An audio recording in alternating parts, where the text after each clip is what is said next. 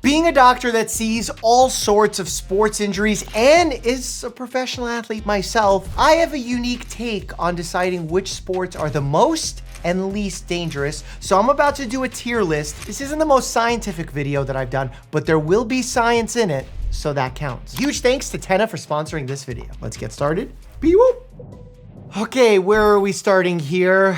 Baseball. People get hit by pitches. There's all sorts of usual athletic injuries. In fact, in baseball, there could be more injuries because it's a lot of start-stop. And if you're at bat and you need to sprint, you didn't warm up, you could pull a hamstring. A line drive, commotio cordis. If it hits you in the chest during the exact millisecond of a specific rhythm in your heart, it could stop your heart. I'm between high and moderate. I'm gonna land on moderate and see where we go from there. Next, one of my favorites, basketball. There's a lot of tendon injuries, ligament injuries, broken noses, some concussions, especially if you go up for a dunk and then you land backwards, hitting your head against the floor. You know, basketball's technically a no contact sport, but these days, maybe I'm thinking of Detroit Pistons days against Michael Jordan. I think basketball is fairly safe though. There's definitely injuries, but in terms of life-threatening injuries, feels pretty rare. Boxing, we're hitting boxing this early. I mean, like I want to put it in extreme because I want to be a badass, but look, if we're doing boxing classes, boxing training, it's very low injury. But when you're talking about sparring and then entering in the professional realm, right now I'm at very high. There are certain protocols in place in boxing, like you have to be withheld for a certain period of time if you've been knocked down or if you lost via knockout. So there are things we try and put in place for some injury reduction, but it is a very, very dangerous sport. I mean, like, I don't recommend anyone become a professional boxer. It's not good for you. Next, we have cycling. You know, cycling, you're probably thinking, oh, no contact, fairly safe. I'm considering going extreme with cycling. I bet you didn't expect that. It is so dangerous because of the other drivers on the road. So maybe it's not so much the sport, it's the combination of needing to practice the sport in uncontrolled circumstances that I think make it extreme. 900 to 1,000 cycling deaths each year. 400,000 cycling-related emergency department visits yearly in the US. I think the real issue is being on the streets with other drivers. If you have no one around you and you're in a private countryside, bike-only lane, obviously I wouldn't put it there, but I live in New York, so I know what that's like. Good old NFL, football. Concussions are huge. People returning back from concussions too early. Obviously, like the broken fingers and all that. Unprotected receivers just getting laid out by Ed Reed or somebody. Brian Dawkins, I'm just thinking worst case scenario. I'm gonna land it at very high for now because of my fear of damage to the brain. Sports that have a high risk injury to the rest of the body is one thing, but having damage to the brain puts you in a slightly more sensitive category in my mind. Golf, I'm going golf minimal. What are the rates of injury of golf? Injury per 1,000 hours or less than one. Okay, so clearly we agree. I mean, it's gotta be just overuse or improper form, mishit, something like that. Hockey's brutal, man. You could box and you could throw off the gloves, so you're fist fighting. The puck is flying in at dangerous speeds. Concussion is up there, losing teeth is up there. Before they used to play with no goalie face mask. I'm gonna go very high for NHL. All right, let's go marathon running. Okay, marathon running, most people would say pretty safe, but there's definitely overuse concerns, stress fractures, heat stroke, pushing yourself too far, unless you're Sophie Grace Holmes, who's been a guest on my podcast, who ran 36 marathons in 36 days. Okay, hear me out on this logic. I was gonna put it low, but because in order to train to be a good marathon runner, you need to spend time usually running on the road, and if I'm following the same logic as I did for cycling, we have to move it up because you're running on the road where there's other people and cars and such, and we have to put into moderate. So yes, I put marathon over basketball. Hot take for now. You got it, dude. MMA. Oh, come on.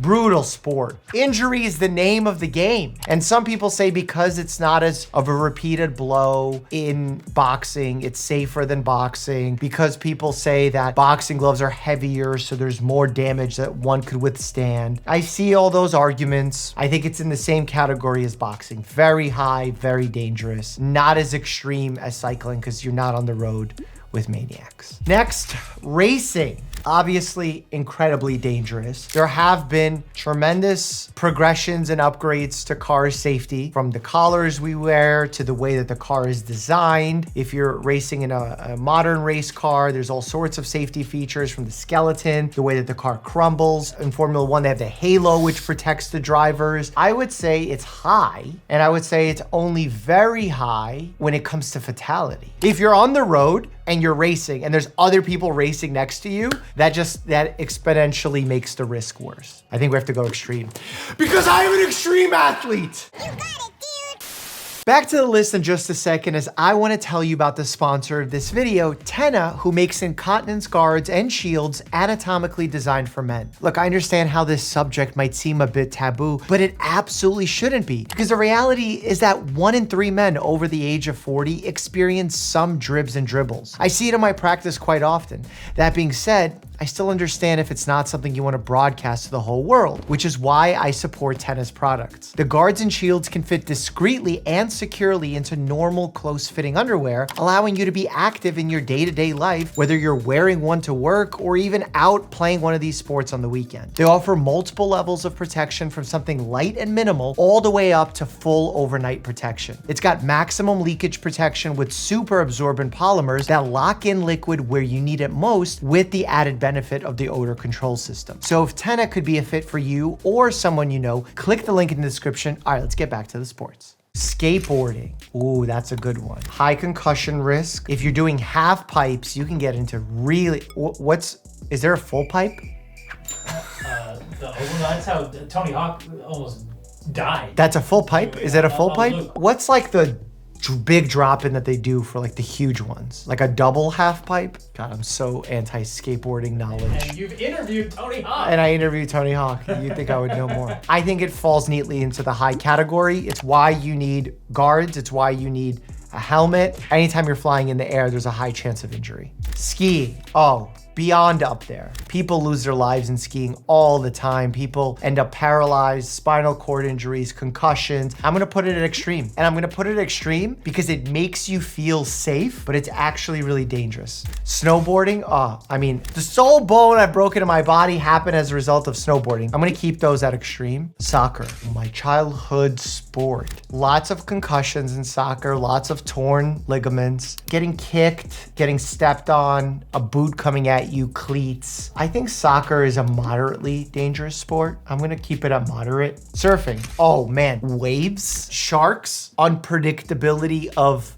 Mother Earth. I'm gonna go high. When Mother Nature is involved, it's always high. Ooh, tennis. Exertion, pulling muscles, tearing knee ligaments, shoulders, a lot of overuse injuries. I'm gonna go low because the ball can hit you still. And if you get hit by a serve of Andy Roddick, you're gonna be in trouble. Volleyball. Surprisingly high concussion rate from getting spiked with the ball. ACL injuries, MCL injuries. The concussion one is the one that frightens me. I'm gonna go moderate on volleyball. People probably wouldn't expect that one. Weightlifting. I'm gonna go low. You know what weight you're lifting. You know what weight you're comfortable lifting. There's less outside variability, which makes it a bit safer. Wrestling. People cut weight in wrestling. That leads to all sorts of issues related to electrolyte abnormalities, not being able to protect yourself because you're woozy from cutting, arrhythmias, a lot of broken bones, torn ligaments, and it is a combat sport. I'm gonna put that in high. Next, archery. I've tried doing the bow and arrow thing, and you gotta hold it, and it's very hard, and it gets splatter. It's very predictable, and predictability means low. I'm gonna go minimal.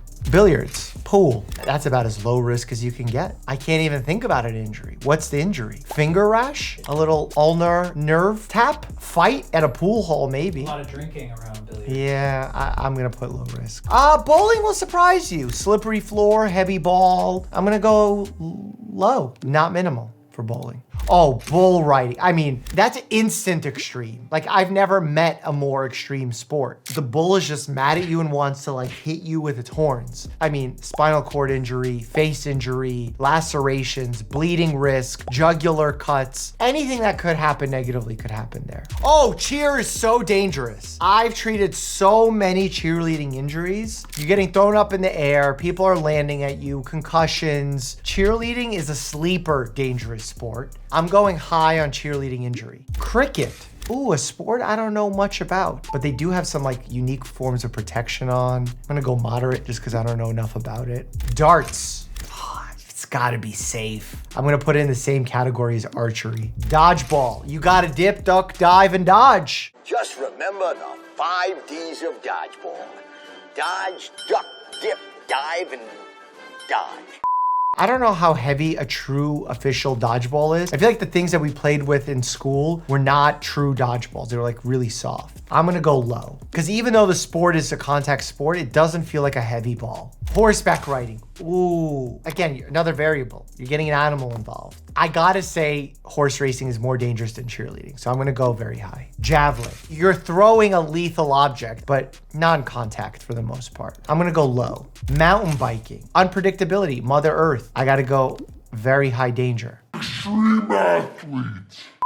Pickleball. You know, one of the leading causes of ER visits for sports-related injury over the last few years. It's spiked. I mean, not one of the highest growing because the popularity of the sport is growing. It's happening in those who are usually sedentary, which is great, but creates certainly a risk. I'm gonna say low, but often injury risk. Pole vault. You're going high up. Anytime you're leaving God's green earth and you're traveling into the sky without some sort of apparatus. I mean, the stick is an apparatus, but it's not a good apparatus. I'm going moderate. But then the stick can hit you on the way down. You're landing, the pad can move. I'm gonna go high injury rate. Ooh, rock climbing could be very dangerous. If you're soloing like our guy, Alex, I mean, that's extreme. We're going high risk. It's dangerous for sure, but if you're following the right safety protocols. I also used to do bouldering and stuff. Like here's some fun videos of me bouldering. Rowing. There are fish nearby. There's gators. I'm sure gators can be there. Hey, it's a low risk sport. I'm gonna go low. Rugby. Oh, that's a contact sport. That's scary. I gotta go very high. That's a strong sport. Sumo wrestling. You're gaining a lot of weight. Cardiovascularly, that's not great for you, but this is about danger of the actual sport. I think this is a good high category because they don't punch, right? I don't think you can hit the head in sumo wrestling. Yeah. And you can hit your head when you get pushed out, but air hockey, we're calling this a sport? Don't doubt it to the air hockey players. Really? Yeah. I was gonna go minimal, but I feel like the puck can fly out and really hit you. Are they wearing helmets for this? They should. I think from a danger perspective, it's not life-threatening. So I'm gonna go minimal. Again, minimal doesn't mean zero. So we need to be honest about that. Arm wrestling. Ooh, stressful in the heart, can tear a muscle. Oh, can I go minimal? Like, how can you hurt yourself arm wrestling? Like, besides a pull muscle, it's not very dangerous. Axe throwing. Oh, that sounds dangerous. I mean, if you throw an axe, it could bounce off and hit you. I feel like they know what they're doing in axe throwing, so I'm gonna go low. Chess. Are we calling chess a sport now? Is that a thing? Well, don't ask that to the chess players. Yeah, you could also burn a lot of calories playing chess. Remember, your brain is like hyper running on glucose, but I gotta go low.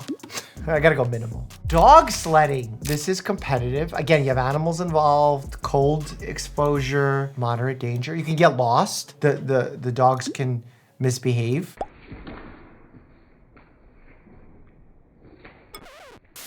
Drone flying. Aren't they really fast? Like the drone racing league? I feel like it's still low. Esports. Where I went to medical school, we actually have an esports medical gaming facility to focus on all of the ways people have overuse injuries. Carpal tunnel, dequervain vein tenosynovitis, which is tested by something known as the Finkelstein test. Actually, mine kind of hurts. Posture issues, neck strain, ridiculous hours of locked in. But in terms of danger, I wouldn't call it dangerous. I think there's a risk of injury, but I don't think it's dangerous. Ping pong. The ball's too light to cause any injury. You're not having contact. You could fall, you could hit your hand. Minimal to low. I would stick at minimal. Poker. Are we going poker as a sport? I played it, but I don't consider, I mean, minimal. There's a World Series of poker. There's a World Series of poker. What is run it straight? Oh, is that the thing where they run into into each other. Oh my God, I can't believe this is a sport. I would put that as the number one. Like I would, if I, you That you do. Shot put, interesting. Again, controlled, can be overused, but very controlled. I'm gonna go with minimal. Skeleton, what is skeleton? Is this bobsled? Skeleton is the event. This is called skeleton? There's no other name for it. What about in Russian? I'm sure there is. You tell me. To me, I mean, they gotta go fast, right? It's like the body becomes a cruise missile, but it seems really dangerous. Speed, ice, razor sharp blade. I'm gonna go high. Oh, slap fighting. You might have seen me on Ariel Helwani's podcast say that someone needs to call for an end of slap fighting, and I think that's true. I'm all for cognizant adults making their own choices when they know the risks. But as a sport, this is taking all of what is good about a combat sport and removing it, and only watching the destructive impact of that sport. And while it may be fun for laughs or for clips and can go viral, it's just not what a sport should be in my eyes. This is my opinion, I'm telling you. And we know the most devastating part about brain injury is second concussion syndrome, like getting repeated bouts of concussions, and this is exactly what this is. When it happens in boxing, it's like a tragedy, we're upset about it. But here, the whole point is just knock each other out over and over and over again, defenselessly. I'm gonna go extreme. WWE. It's scripted, it's a show, but it's so dangerous. We've seen people lose their lives. We've seen people hit by chairs. It requires enormous athletic ability, and traditional wrestling doesn't have people jumping from cages and stuff. So I'm gonna go very high. I'm bordering on extreme, but I'm gonna go very high because of the scripted nature of it. So slap fighting is the most dangerous sport. Run it straight is second. I'm gonna go cycling is more dangerous than bullfighting. I think poker, billiards, chess, 3 safest sports. If you disagree with any of these, leave me a note in the comments and tell me why, and don't just run to statistics. I need the vibes of why. What's the logic of why? We should create a formula. The number of hospitalizations, ER visits, injuries, divided by the number of, I'm not a mathematician. There's no formula here. Everyone's saying energy drinks are terrible for your health, that they cause cancer. Well, I answer that question and more. Click here, check it out, and as always, stay happy and healthy.